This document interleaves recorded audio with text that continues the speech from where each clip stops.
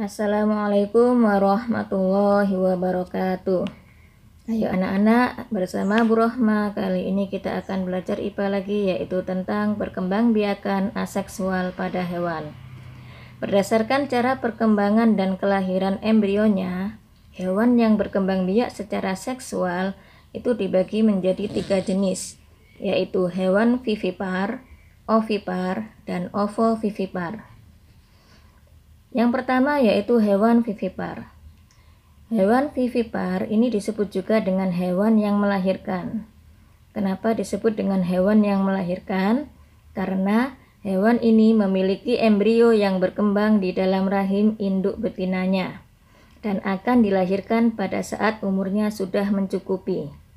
Embrio pada hewan ini akan memperoleh nutrisi dari induk betina melalui perantara plasenta. Hewan vivipar ini dikenal juga dengan hewan mamalia. Kenapa disebut dengan hewan mamalia? Karena pada tubuh induk dari hewan ini dilengkapi oleh Allah dengan kelenjar mamai yang dapat menghasilkan susu. Ini adalah salah satu bukti sayangnya Allah pada hambanya.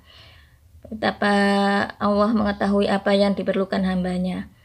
Karena bayi hewan itu memerlukan nutrisi, sedangkan pencernaan bayi hewan belum kuat, maka Allah lengkapi tubuh induk hewan itu dengan kelenjar mamai, di mana kelenjar mamai itu bisa menghasilkan susu yang mengandung laktosa yang dapat dicerna oleh perut bayi hewan dengan mudah untuk menghasilkan nutrisi dan energi yang diperlukan. Contoh dari hewan vivipar ini diantaranya adalah kucing, gajah, badak, kerbau, anoa, babi, banteng, paus, dan kambing. Dan ada masih banyak beberapa hewan vivipar yang lain. Yang ketiga adalah hewan ovipar. Hewan ovipar ini dikenal dengan hewan yang bertelur.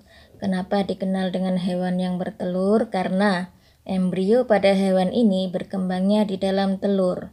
Telur hewan ini akan dikeluarkan dari dalam tubuh induk betina. Dari manakah embrio dari hewan ovipar ini mendapatkan makanan? Ayo, dari mana? Kamu tentunya pernah melihat atau bahkan memakan telur ayam, bebek, atau telur unggas yang lain sebagai lauk, bukan? Lah, tahukah kamu apa sebenarnya telur itu? Telur yang kamu jumpai sehari-hari itu terdiri atas kuning telur atau yolk, membran vitelin, putih telur atau albumen, kalaza, embrio, ruang udara, cangkang telur, dan membran cangkang telur. Pada telur ayam kampung atau telur bebek yang sering kamu jumpai telah terdapat embrio yang berada pada tahap awal perkembangan. Embrio ini dijaga agar tetap berada di bagian atas kuning telur oleh tali yang berada di bagian samping kuning telur, yaitu kalaza. Jadi kalaza ini berfungsi untuk menjaga agar kuning telur tetap berada di tempatnya. Kuning telur ini mengandung protein, lemak, ion, fosfor, zat besi, pigmen karoten, dan air. Kuning telur dan putih telur merupakan cadangan makanan bagi embrio yang sedang tumbuh.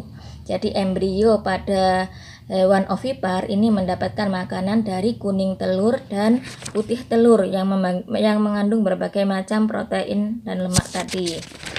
Ya, kemudian putih telur juga berfungsi sebagai pelindung embrio dari goncangan. Ruang udara, ada ruang udara di situ. Ruang udara berfungsi untuk menyediakan keperluan oksigen untuk embrio.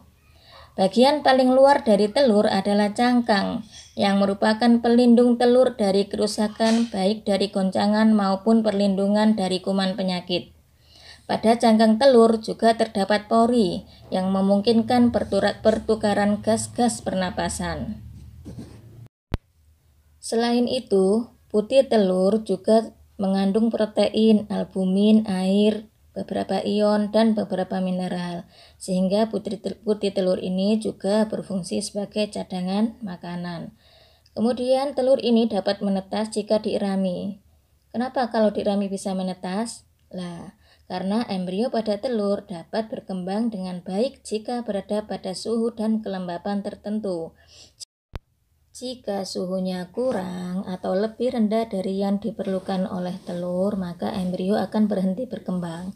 Sebaliknya, jika suhunya terlalu tinggi, maka dapat mengakibatkan kematian pada embrio atau ketidaknormalan perkembangan embrio. Yang terakhir yaitu hewan ovovivipar. Hewan ovovivipar atau yang dikenal juga dengan hewan bertelur dan melahirkan. Kenapa dia disebut dengan hewan bertelur sekaligus melahirkan? Karena embrio pada hewan ovovivipar ini berkembangnya di dalam telur, tetapi embrio tidak dikeluarkan dalam bentuk telur seperti pada hewan ovipar. Telur tetap berada di dalam tubuh induk betina. Setelah umur embrio cukup untuk dilahirkan, telur akan menetas di dalam tubuh induk dan kemudian anaknya dilahirkan. Jadi hewan ini bertelur sekaligus melahirkan. Contohnya seperti apa? Contohnya adalah hewan kadal atau sebagian jenis ular. Demikian penjelasan tentang perkembangbiakan seksual pada hewan. Semoga mudah untuk difahami dan bermanfaat. Kurang lebihnya mohon maaf. Assalamualaikum warahmatullahi wabarakatuh.